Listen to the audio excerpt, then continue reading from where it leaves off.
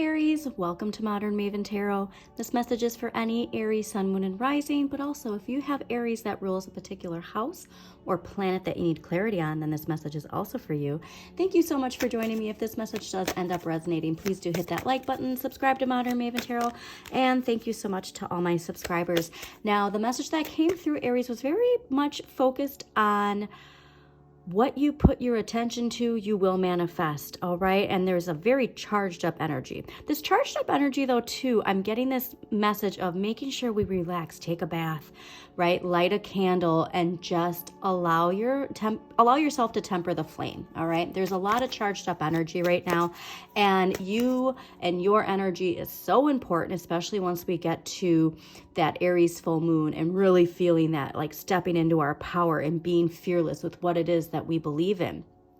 However, at this time, make sure you're just tempering the flame and balancing, okay? And just knowing wherever you're focusing your energy, you are manifesting that, all right? And so how important it is to just stay in the vision of what you want the outcome to be, but not getting stressed out if the way that it's coming about isn't exactly how you see it structured, okay?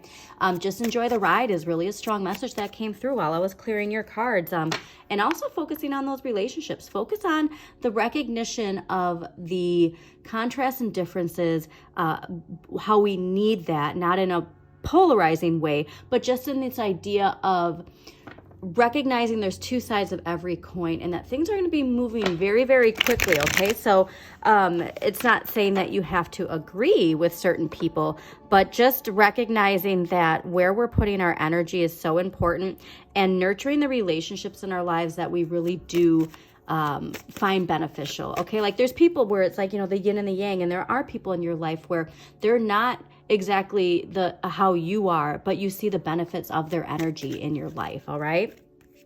Oh, boundaries, yes.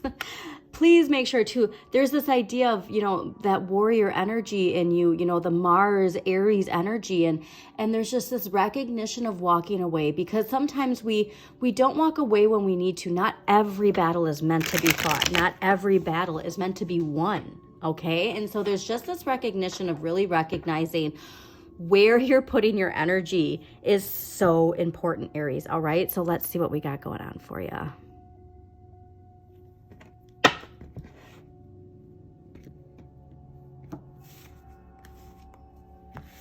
Yeah, Pluto's here to change us all. That full moon in Aries, so I'm telling you. Also that new moon in Libra, be very mindful of that. Oh yeah, this is amazing. Okay. So this is very, very fascinating to me because while I was clearing your cards, yeah, there's a lot of this feeling of loss. Okay, so while I was clearing your cards, I did see the Knight of Swords, and I was trying to figure out, like, is this Aries? It is you, okay? And so there's just this message. This is Pluto, so please take a look. What house is Pluto in? What sign rules Pluto? You're getting a lot of transformation in some area of your life with Pluto's transformation of your idea and perception of power, okay? What it means to be empowered, what it means to have power. And there is something we really need to let go of with some area of our thinking that is so laser focused on I am right, this is right. And we're going to be getting some clarity here because this week's energy is the Ace of Swords. Determination, prepared to move forward, but prepared to move forward in a new direction. This is your mind getting a reset. This is all of a sudden this aha, clarity, epiphany. Now remember, we have that solar eclipse and the new moon in Libra, balance, justice, bringing the scales back into justice. And so there's this, bringing the scales back into balance, but there's this message of the freedom and the liberation that comes from freeing yourself from something you've held on to for a really long time. Because what we need more of and what the universe is gifting us is the Death card. Now look at this Knight here. So I did see the Knight of Swords. And so it's this idea that there's something here related to your perception of justice, of fighting and winning. And there's something here where you're really starting to recognize and see the other side of the coin.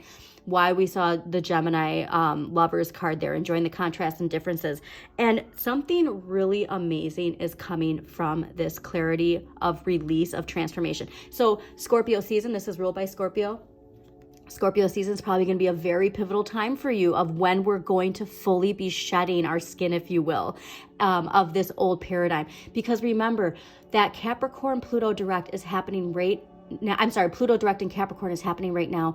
And by November, that's where we're releasing it and entering back into Pluto and Aquarius in the Aquarian age. And so I really need you to recognize what you're meant to release, accept it, okay? Accept that release and that transformation, because it's so important for you right now. What you need less of and what you can give to others. 7 of coins. So this one is interesting because there's 2 ways of looking at the 7 of coins. Dissatisfaction, feeling like we haven't reached our rewards yet.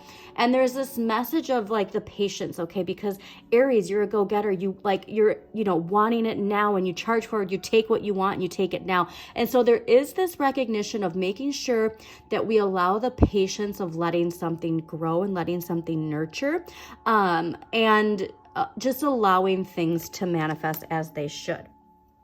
So let's clarify these quick for you, okay? All right, why is the Ace of Swords here this week? For Aries, a very big transformation though, with a belief, with a routine, but really honestly with seeing yeah, you are moving forward fast. So that's why we really need to embrace this new way of thinking. Okay, let's clarify the Death card here. I really think that this is a belief, all right, a way of thinking, and it's a way of thinking of our perception of what that means to wow, Aries, this is big for you.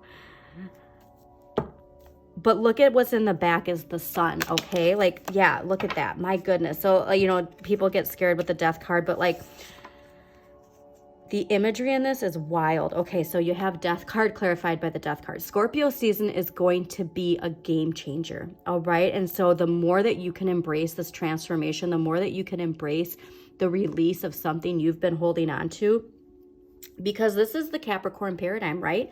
And here we're walking into the Aquarian age. Now remember, Pluto's a slow moving planet. And so we really have to keep our thoughts, our beliefs laser focused on harming none and helping all is how it shall be. And even if there's people that you disagree with, even if there's people that you don't want in your life, like focusing your energy on them at all is still bringing their energy into your life, okay?